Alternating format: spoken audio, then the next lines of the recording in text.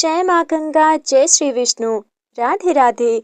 हे भक्तों, जिस माघ मास में स्वयं भगवान धरती पर विचरण करते हैं, जिस माघ मास में गंगा का एक कण भी 1000 जन्मों के पाप हर लेता है, उसी माघ मास का ये अध्याय 16 मानव जीवन के लिए अंतिम चेतावनी है। ये कथा केवल सुनने के लिए नहीं, जागने के लिए है। माघ मास अपने अंतिम चरण में प्रवेश कर चुका था। गांव, नगर, तीर्थ, सब जगह एक विचित्र सी शांति थी, पर यह शांति साधारण नहीं थी।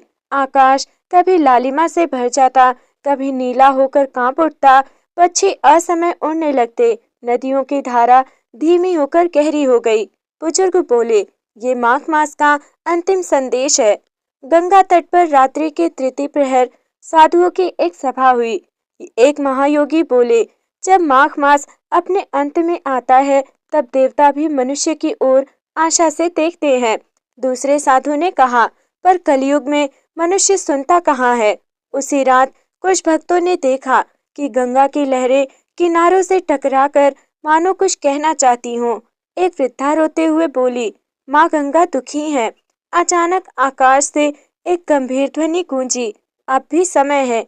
ये कोई भय की आवाज नहीं थी, ये करुणा की पुकार थी। भक्तों, माघ मास का अंत सबसे शक्तिशाली समय होता है। प्रकृति स्वयं संकेत देती है, जो अब भी ना जागे उसे अवसर नहीं मिलता। माघ मास का प्रभाव केवल पृथ्वी तक सीमित नहीं रहता। जिस समय मनुष्य गंगा तट पर स्नान करता है, उसी समय यमलोक में भी हलचल मच जाती है। यमराज के सिंहासन के सामने चित्रगुप्त अपने ग्रंथ खोल चुके थे। चित्रगुप्त बोले, प्रभु, माघ मास प्रारंभ होते ही पापों के पृष्ठ स्वयं हल्के होने लगते हैं। यमराज ने गंभीर स्वर में पूछा, क्या बिना दंड के ये सब संभव है? चित्रगुप्त ने उत्तर दिया कि जो भी जीव माघ मास में सत्य, दया और सेवा को अपनाता है, उसके पाप स्वयं गल जाते हैं। चित्रगुप्त ने एक पन्ना खोला। उस पर एक साधारण गृहस्थ का नाम था। ना कोई बड़ा दान, ना कोई तीर्थ यात्रा, केवल माघ मास में प्रातः स्नान, एक भूखे को भोजन, एक झूठ का त्याग। चित्रगुप्त बोले, प्रभु, इसके पापों का भार अब उठाया नहीं जा सकता। यमराज चकित रह गए। एक यमदूत ने साहस कर पूछा, प्रभु, यदि सभी माघ मास में सुधर जाएं, तो हमारा कार्य क्या रहेगा? यमराज मुस्कुराए, तब हमारा कार्य सफल समझा जाएगा। धर्म का उद्देश्य दंड नहीं, सुधार है। उसी समय पृथ्वी पर कई रोगी बिना औषधि स्वस्थ होने लगे। झगड़े स्वतः शांत होने लगे। कुछ अपराधी पश्चाताप में डूब गए। ये सब माघ मास की अदृश्य शक्ति का प्रभाव था। चित्रगुप्त ने एक और आत्मा का वर्णन किया। ये जीव जीवन भर पाप में डूबा रहा, पर मृत्यु से पहले एक बार माघ मास की कथा सुन ली। यमराज बोले, कथा सुनना भी बीज बोने जैसा है। भक्तों, माघ मास में किया गया छोटा कर्म अनंत फल देता है। यमलोक भी इस मास में करुणा से भर जाता है, और कथा सुनना भी मोक्ष की दिशा में पहला कदम है। माघ मास वही है, पर मनुष्य बदल गया है। जहाँ पहले माघ आते हैं, गंगा तट पर भीड़ होती थी, भजन की ध्वनि गूंजती थी, व्रत और संयम का पालन होता था। आज मोबाइल की घंटी बजती है, टीवी की आवाज गूंजती है, पर नाम स्मरण मौन हो गया। स्वर्गलोक में देवताओं की सभा हुई। इंद्र बोले, कलयुग में माघ मास भी केवल कैलेंडर बन गया है। नारद जी ने उत्तर दिया, जब अवसर को हल्के में लिया जाए, तो कृपा भी चुप हो जाती है। नारद जी पृथ्वी पर आए। उन्होंने देखा, लोग माघ स्नान की तस्वीरें डाल रहे हैं, पर मन में घृणा भरी है। दान कैमरे के लिए हो रहा है। नारद जी बोले, भक्ति जब प्रदर्शन बन जाए, तब उसका फल शून्य हो जाता है। एक नगर में एक निर्धन वृद्ध रहता था। वो हर दिन सोचता, कल से माघ व्रत रखूंगा। माघ समाप्त हो गया, कल कभी आया ही नहीं। माघ मास टालने का पर्व नहीं है। गंगा माँ ने नारद जी से पूछा, क्या मेरे जल में अब पाप धोने की शक्ति नहीं रही? नारद जी बोले, शक्ति आज भी है माँ, पर श्रद्धा कम हो गई है। भक्तों, अवसर को टालना सबसे बड़ा पाप है। माघ मास दिखावे से नहीं, भाव से फल देता है, और कलयुग में भी मोक्ष का द्वार खुला है। शास्त्र कहते हैं, जहाँ स्त्री का मन शुद्ध होता है, वहीं धर्म स्थिर होता है। माघ मास में स्त्री का व्रत केवल उपवास नहीं, पूरे परिवार के साथ ना होता है। एक स्त्री यदि क्रोध त्याग दे, कटुवाणी छोड़ दे, सेवा को अपनाए, तो उसका पुण्य पूरे कुल को प्राप्त होता है। अनेक लोग सोचते हैं सन्यासी ही माघ व्रत कर सकता है, पर भगवान विष्णु कहते हैं गृहस्थ का व्रत सबसे कठिन और सबसे प्रिय है। माघ मास में गृहस्थ यदि सुबह प्रभु स्मरण करे, भोजन से पहले अन्नदान करे, सत्य बोले, तो उसका घर तीर्थ बन जाता है। एक कथा प्रचलित है, एक माँ हर सुबह माघ स्नान नहीं कर पाती थी, पर वो अपने बच्चे को सत्य, दया और संयम सिखाती थी। चित्रगुप्त ने लिखा, इस स्त्री का पुण्य स्नान से कम नहीं है। गंगा माँ कहती हैं, जो मेरे पास नहीं आ सकता वो मुझे अपने घर बुला ले। माघ मास में शुद्ध जल से स्नान, मन में गंगा स्मरण, एक दीप प्रज्वलन भी पर्याप्त है। भक्तों, स्त्री का संयम पूरे समाज को शुद्ध करता है। गृहस्थ जीवन धर्म से अलग नहीं और माघ मास सबके लिए समान होता है। शास्त्र कहते हैं, राजा जैसा होता है प्रजा वैसी ही बनती है। माघ मास केवल व्यक्ति की नहीं, राष्ट्र की भी परीक्षा है। प्राचीन काल में राजा माघ मास में दान करते थे, न्याय की समीक्षा करते थे, ब्राह्मणों और साधुओं से उपदेश सुनते थे। इसी से राज्य फलता फूलता था। एक प्राचीन राज्य की कथा है।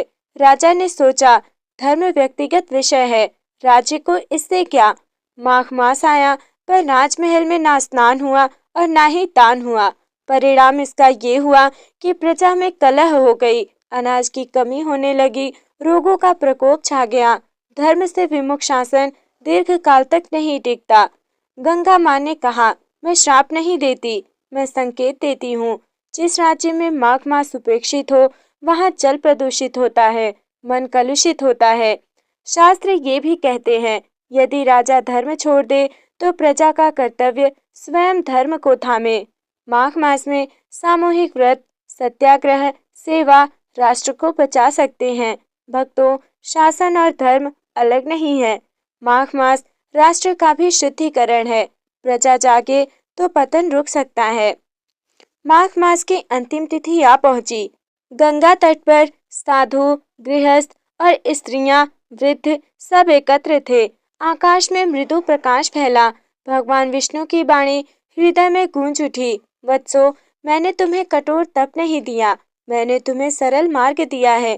भगवान बोले, जो भी माघ मास में केवल 3 बातों को अपना ले, वो मोक्ष के समीप पहुंच जाता है। पहला है सत्य, वाणी और कर्म में। दूसरा है दया, हर जीव के प्रति होनी चाहिए। और तीसरा है सेवा, बिना प्रदर्शन के। भगवान ने कहा, जो भी माघ मास को टालता है वो स्वयं अवसर को टालता है।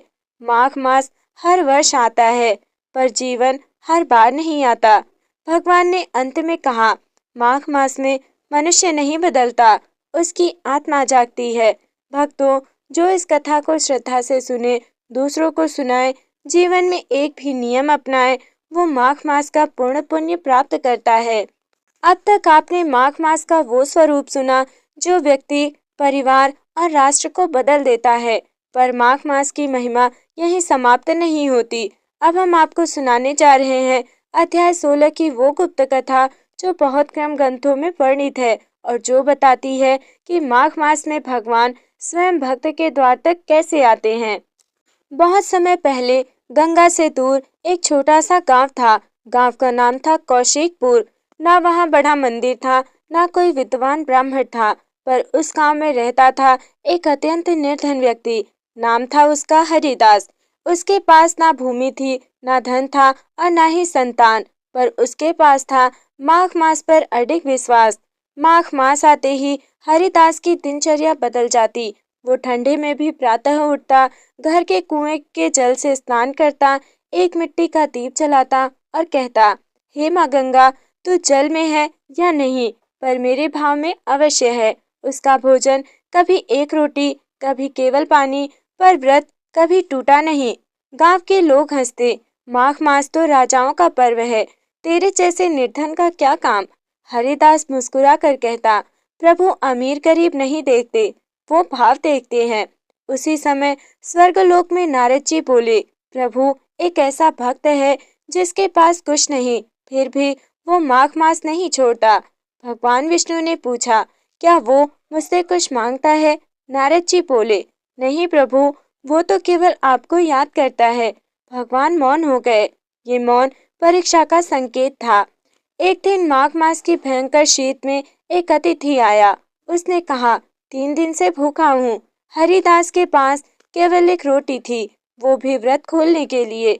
उसने बिना रुके रोटी अतिथि को दे दी और स्वयं जल पीकर सो गया। उस रात हरिदास ने स्वप्न देखा। एक तेजस्वी पुरुष बोले, यदि तुझे कल कुछ मिल जाए तो क्या तू मुझे भूल जाएगा? हरिदास रो पड़ा, यदि मैं आपको भूल गया तो वो सब मुझसे छीन लेना। स्वप्न टूट गया। भक्तों, माघ मास में निर्धन का व्रत सबसे ऊंचा होता है। भगवान पहले त्याग की परीक्षा लेते हैं और जो मांगता नहीं वही सबसे प्रिय होता है। माघ मास की वो सुबह हरिदास के जीवन में एक नया मोड़ लेकर आई। रात की भयंकर ठंड के बाद जब सूर्य की पहली किरण उसकी झोपड़ी पर पड़ी तो हरिदास ने नेत्र खोले। उसका शरीर दुर्बल था पर मन शांत था। वो उठा, कुएं के पास गया, हाथ जोड़कर बोला, हे प्रभु, आज भी जो दिया वही पर्याप्त है। जैसे ही वो लौटा, उसकी झोपड़ी के द्वार पर एक चमकता हुआ कलश रखा था। कलश साधारण नहीं था, उस पर दिव्य चिन्ह बने थे। स्वर्ण सी आभा निकल रही थी, भीतर से मंद सुगंध आ रही थी। हरिदास चौंक गया। उसने चारों ओर देखा, कोई नहीं। हरिदास के मन में दो भाव एक साथ उठे। पहला भय था, ये क्या है? दूसरा था मोह, शायद मेरी गरीबी समाप्त हो जाए। उसने हाथ आगे बढ़ाया, फिर रोक लिया। वो बुदबुदाया, यदि ये प्रभु की परीक्षा है तो मैं बिना सोचे इसमें फंस नहीं सकता। उसी समय एक वृद्ध साधु वहां पहुंचे। उनकी आंखों में गहराई थी। साधु बोले, वत्स, क्या तू जानता है ये कलश क्या है? हरिदास ने सिर झुका लिया। नहीं महाराज। साधु बोले, ये स्वर्ण कलश वरदान भी हो सकता है और बंधन भी। साधु ने बताया, माघ मास में जब कोई भक्त बिना अपेक्षा के त्याग करता है तब देवता उसकी परीक्षा लेते हैं। ये कलश तुझे सब कुछ दे सकता है, धन, मान, प्रतिष्ठा, पर ये देखना है कि तू इसे स्वामी बनेगा या दास। हरिदास के मन में पहली बार गहरी हलचल हुई। वो बोला, महाराज, यदि ये धन मिला तो लोग मुझे सम्मान देंगे, मेरी गरीबी दूर होगी। फिर उसकी आंखें भर आईं, पर यदि इससे मेरा प्रभु छिन गया तो ये धन किस काम का? हरिदास ने आंखें बंद की और गंगा माँ का स्मरण किया। हे माँ, यदि ये कलश मेरे अहंकार को बढ़ाए तो इसे मुझसे दूर कर दो। हवा अचानक ठंडी हो गई। कलश की चमक कुछ क्षण मंद पड़ी। साधु ने गंभीर स्वर में कहा, वत्स, माघ मास में सबसे कठिन परीक्षा धन की होती है। जो धन को साधन बना ले वो पार हो जाता है, जो धन को लक्ष्य बना ले वही डूब जाता है। भक्तों, माघ मास में वरदान भी परीक्षा बन सकता है। धन बुरा नहीं पर मोह घातक है और सच्चा भक्त हर वस्तु को प्रभु को समर्पित करता है। उस दिन सूर्य कुछ भिन्न ही आभा लेकर उगा। गांव की गलियों में अजीब सी हलचल थी, जैसे कोई अदृश्य शक्ति सबको खींच रही हो। हरिदास रात भर सो न सका। स्वर्ण कलश अब भी उसकी झोपड़ी के बाहर वैसे ही रखा था, पर उसकी आभा और अधिक तीव्र हो गई थी। साधु ने शांत स्वर में कहा, वत्स, अब समय आ गया है, कलश खुलेगा, पर निर्णय तेरा होगा। हरिदास के हाथ कांप रहे थे। उसने गंगा जल छिड़का, भगवान विष्णु का नाम लिया, ओम नमो नारायणाय, और ढक्कन उठाया। जैसे ही कलश खुला, तेज प्रकाश फूटा, सुगंध चारों ओर फैल गई। आकाश में शंखनाद गूंज उठा। कलश के भीतर स्वर्ण मुद्राएं, रत्न जटित आभूषण, अन्न से भरे पात्र। गांव के लोग आश्चर्य से देखते रह गए। कुछ ही क्षणों में प्रधान आ गया, सेठ साहूकार आ गए, स्त्रियां, वृद्ध, बालक सब इकट्ठा हो गए। किसी ने कहा, ये तो देवता का वरदान है, और किसी ने कहा, अब हरिदास राजा बनेगा। पहली बार हरिदास के चेहरे पर गर्व की हल्की सी रेखा उभरी। वो बोला, ये सब प्रभु की कृपा है। पर उसके स्वर में अब पहले जैसी विनम्रता नहीं थी। गांव के प्रधान ने कहा, आज से हरिदास इस गांव का सबसे सम्मानित पुरुष होगा। उसे उत्तम वस्त्र दिए गए, ऊंचा आसन मिला, सब झुककर प्रणाम करने लगे। हरिदास का हृदय टूटने लगा। साधु सब कुछ देख रहे थे, उन्होंने कुछ नहीं कहा, केवल मन ही मन बुदबुदाए, परीक्षा प्रारंभ हो चुकी है। हरिदास ने घोषणा की, मैं गरीबों को दान दूंगा, भूखों को भोजन कराऊंगा। लोग प्रसन्न हो गए, पर धीरे धीरे दान के साथ नाम जुड़ने लगा। हर कार्य का प्रचार होने लगा। मैंने दिया, ये भाव उभरने लगा। पहले हरिदास भोर में उठता, ठंडे जल से स्नान करता, मौन जप करता, लेकिन अब आज थोड़ा विश्राम कर लूं, कल स्नान कर लूंगा। माघ मास का पुण्य धीरे धीरे अवहेलना में बदलने लगा। एक दिन एक वृद्ध ब्राह्मण आया, बोला, वत्स, थोड़ी सहायता चाहिए। हरिदास ने ऊपर से नीचे देखा और बोला, कल आना, आज समय नहीं है। ब्राह्मण की आंखों में आंसू भर आए। साधु ने ये दृश्य देखा। रात को साधु ने हरिदास से कहा, वत्स, धन तेरा सेवक था, अब तू उसका सेवक बन रहा है। माघ मास क्षमा नहीं करता। हरिदास चुप रहा। उसके भीतर संघर्ष था, पर अहंकार भारी पड़ रहा था। भक्तों, जब पुण्य का प्रचार होता है, तब पुण्य क्षीण होने लगता है। दान में अहंकार सबसे बड़ा पाप है, और माघ मास छोटे दोष को भी बड़ा बना देता है। उस रात गांव पर अजीब सी निस्तब्धता छा गई। न शंखनाद, न भजन की ध्वनि, न गंगा की कलकल। हरिदास की झोपड़ी के बाहर रखा स्वर्ण कलश अब पहले जैसा नहीं चमक रहा था। उसकी आभा म्लान पड़ चुकी थी। अगली भोर जब गांव के लोग गंगा स्नान को पहुंचे तो चौंक गए। गंगा का जल असामान्य रूप से शांत था। न लहरें थी, न स्पर्श में शीतलता। एक वृद्ध ने कहा, माँ गंगा आज प्रसन्न नहीं है। साधु धीरे धीरे गंगा तट पर आए। उनकी आंखों में करुणा नहीं, गंभीरता थी। उन्होंने कहा, जहाँ माघ मास में अहंकार जन्म ले, वहाँ गंगा मौन हो जाती है। लोग कांप उठे। हरिदास गर्व के साथ कलश के पास पहुंचा, पर जैसे ही उसने उसे छुआ, तेज झटका लगा।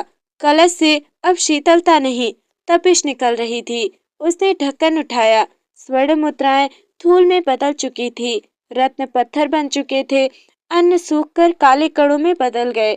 गांव में कोलाहल मच गया। जो कल तक हरिदास को प्रणाम करते थे, आज वही बोले, ये तो श्रापित हो गया, इसने देव कृपा का अपमान किया है। प्रधान ने कहा, इसे गांव से दूर रखना चाहिए। हरिदास जिस आसन पर बैठता था, वहां से उतार दिया गया। जिसे लोग भक्त कहते थे, आज अहंकारी कहा जाने लगा। उसका हृदय टूटने लगा। अचानक आकाश में बादल घिरे, बिजली कड़की, पर वर्षा नहीं हुई। साधु बोले, ये क्रोध नहीं, चेतावनी है, अभी भी समय है। रात में हरिदास अकेला बैठा। उसके सामने सूना कलश था। उसकी आंखों में अश्रु बहने लगे। मैं कहाँ भटक गया? मैंने तो दान किया था। पर भीतर से एक स्वर आया, दान किया था या दिखावा था? अचानक उसे वही वृद्ध ब्राह्मण याद आया जिसे उसने टाल दिया था। उसके कानों में शब्द गूंजने लगे, कल आना। हरिदास भूमि पर गिर पड़ा। साधु उसके पास आए। उन्होंने पूछा, वत्स, कलश गया, मान गया, अब क्या बचा है? हरिदास बोला, कुछ नहीं। साधु बोले, गलत, पश्चाताप अभी जीवित है। भक्तों, माघ मास में पुण्य का अपमान तुरंत फल देता है। अहंकार सबसे बड़ा तीर्थ भ्रष्ट है। गंगा माता मौन रहकर भी सब सिखा देती हैं। गांव सो चुका था, पर हरिदास की आंखों में नींद नहीं थी। जिस झोपड़ी में कभी दीपक जलते थे, आज वहां अंधेरा था। सूना कलश उसके सामने पड़ा था। अब वो धन का नहीं, पाप का प्रतीक बन चुका था। हरिदास कलश के सामने बैठा, फूट फूट कर रो पड़ा, हे प्रभु, मैंने आपकी कृपा को अपने अहंकार से ढक दिया। उसका कंठ भर आया। रात के अंतिम प्रहर हरिदास नंगे पांव गंगा तट की ओर चला। ठंडी रेत उसके चरणों को चुभ रही थी, पर वो रुक नहीं रहा था। गंगा के तट पर पहुंचकर उसने वस्त्र त्याग दिए, मौन धारण किया, केवल भूमि पर बैठ गया। ना कोई जप, ना कोई याचना, केवल आंसू निकल रहे थे। साधु प्रकट हुए। उनकी वाणी आज मृदु थी। वत्स, अब शब्दों की नहीं, अश्रुओं की आवश्यकता है। गंगा माँ पश्चाताप को अस्वीकार नहीं करती। धीरे धीरे गंगा की एक लहर उठी। वो लहर हरिदास के चरणों तक आई, फिर उसके हाथों को स्पर्श कर गई। हरिदास कांप उठा। उसके भीतर छिपे दोष उभरने लगे। मान की चाह, यश की भूख, दान का दिखावा। वो फूट फूट कर बोला, माँ, मुझे नहीं चाहिए कुछ भी। अचानक आकाश में श्वेत प्रकाश फैला। विष्णु स्वर गूंजा, वत्स हरिदास, माघ मास पतन के लिए नहीं, पुनर्जन्म के लिए होता है। साधु ने कलश उठाया।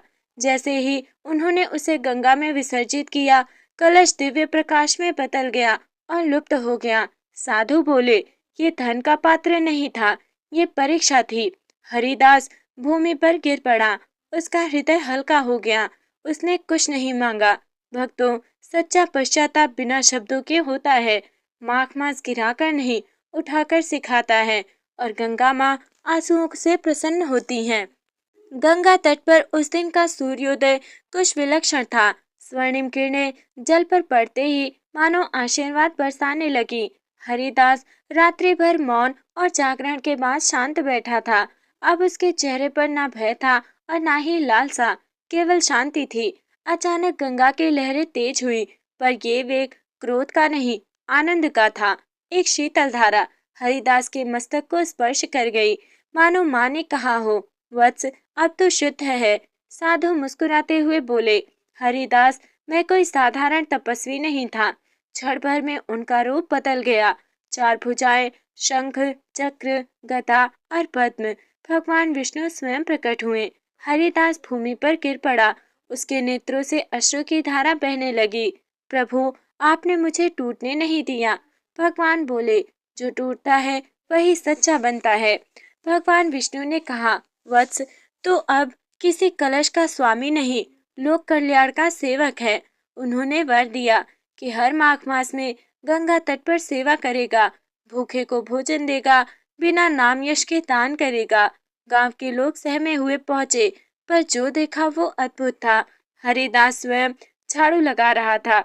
जो उसे राजा बनाना चाहते थे, आज उसे संत कहने लगे। भगवान ने कहा, माघ मास में दान नहीं, दया मांगी जाती है। स्नान से तन शुद्ध होता है, विनय से आत्मा। भक्तों, जो इस कथा को श्रद्धा से सुने, माघ मास में एक भी दिन सेवा करे, अहंकार त्यागे, उसे पापों से मुक्ति, जीवन में शांति, अंत समय विष्णु लोक की प्राप्ति होती है। माघ मास कैलेंडर का महीना नहीं, आत्मा का द्वार है। तो प्रिय भक्तों, आपने अभी सुनी माघ मास की अद्भुत कथा, अध्याय 16, जहाँ अहंकार टूटता है और भक्ति का जन्म होता है। ये कथा हमें सिखाती है कि माघ मास केवल स्नान और दान का पर्व नहीं, बल्कि अपने भीतर झांकने का अवसर है। हरिदास की तरह हम भी कभी न कभी अपने पुण्य पर गर्व कर बैठते हैं, पर गंगा माँ और भगवान विष्णु हमें गिराकर नहीं, संभाल कर उठाते हैं। यदि इस कथा ने आपके हृदय को स्पर्श किया हो, तो समझिए माघ मास ने आपका हाथ थाम लिया है। गंगा स्नान हो या ना हो, पर मन की मलिनता का स्नान आज अवश्य कर लीजिए।